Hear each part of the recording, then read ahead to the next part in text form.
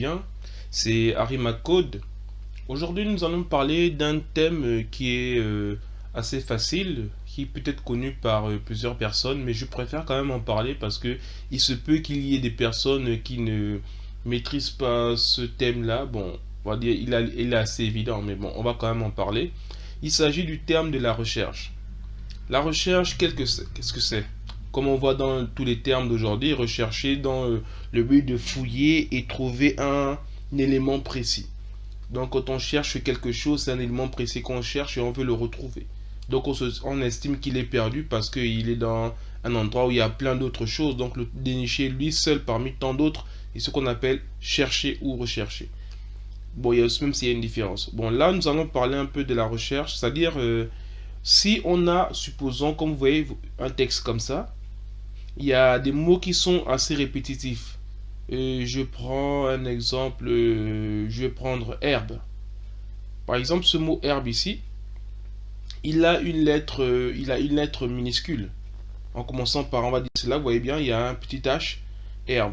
Maintenant, vous voyez qu'il y a herbe ici, il y a herbe un peu partout. Bon, je vais d'abord savoir où se trouvent tous les mots herbe.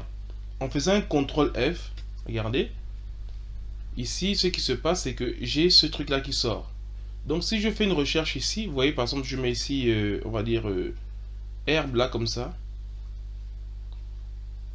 Vous voyez, là, il me trouve, en fait, ici, il me donne les résultats, ça veut dire les occurrences. Qu'est-ce que les occurrences? C'est-à-dire le nombre de fois qu'on trouve herbe dans notre document. Dans notre document entier qui a combien de pages? Vous voyez ici, on est à la page 3 sur 3, qui a 514 mots, mais il y a 6 fois le mot herbe. Donc ici, vous voyez, ici, il y a herbe ici, l'herbe n'est pas plus verte ailleurs, elle est plus verte là où elle est mieux arrosée. Ou on dit une mauvaise herbe croît toujours, l'herbe est toujours verte ailleurs, ainsi de suite. Donc vous voyez un peu le mot herbe qui ressort ici. Et là, on le voit sur le schéma. Regardez comment il est ici. Bon, supposons que le mot herbe, j'ai envie de changer à chaque fois où il y avait la minuscule, j'ai envie de mettre la majuscule.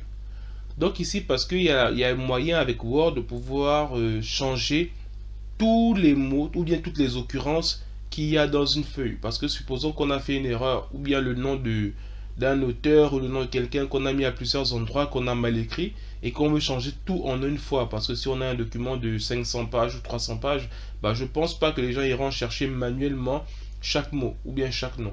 Donc ce qui se passe, c'est qu'il faudrait faire une recherche.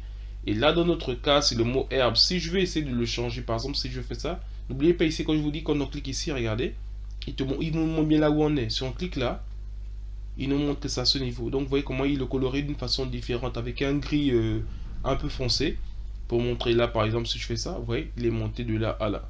Ok, donc ici là on va faire ce qu'on appelle, on va essayer de remplacer. Quand on vient ici là, vous voyez ici il y a remplacer là. En cliquant sur remplacer, on va décider de remplacer quoi? De remplacer herbe comme ça, donc remplacer herbe comme ça par un herbe avec majuscule. Vous voyez? En fait, ici, ce qui se passe, c'est qu'on peut faire recherche moins, ici, ou bien recherche plus. Après, on peut demander vers le bas, ou bien vers tout, vers le haut, ou bien tous. On peut respecter la casse. Respecter la casse, c'est quoi? C'est-à-dire que lorsqu'on fait une recherche, on pourrait peut-être le voir après, lorsqu'on fait une recherche, il doit respecter comment on l'a écrit. Ça veut dire que si on l'a écrit avec, par exemple, avec minuscule, il ne faut trouver que les résultats avec minuscule. Tandis que là, si on fait la recherche, il y aura minuscule, majuscule, un peu tout mélangé. Bon, on va le voir.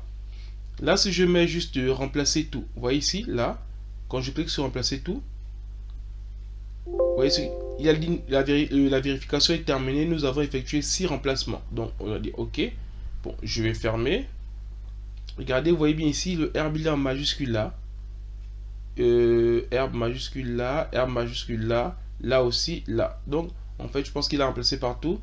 Il y avait aussi un quelque part là, je pense. Ouais, là aussi, il a mis herbe avec la majuscule. Donc ici, quand je parlais de recherche, regardez un peu. Si je fais, on va dire, recherche comme ça, herbe. Comme ça, ici. Vous voyez que là, j'ai mis la minuscule. Mais il trouve quand même le herbe avec majuscule. Attendez. Là, je pense que non. Donc, j'ai changé, j'ai modifié... je regarde juste quelque chose. Si je mets herbe comme ça...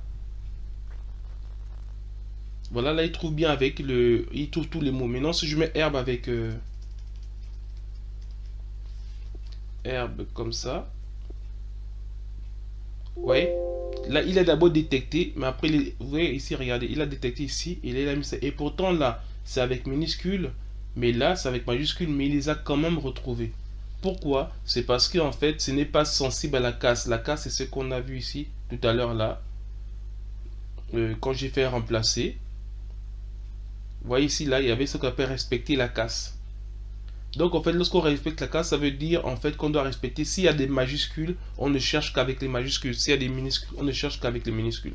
Donc voilà un peu globalement ce qu'on peut dire sur la recherche. Donc c'est un contrôle F pour faire la recherche et on peut remplacer. Bon, si ça me plaît pas, je peux revenir en arrière avec un contrôle Z.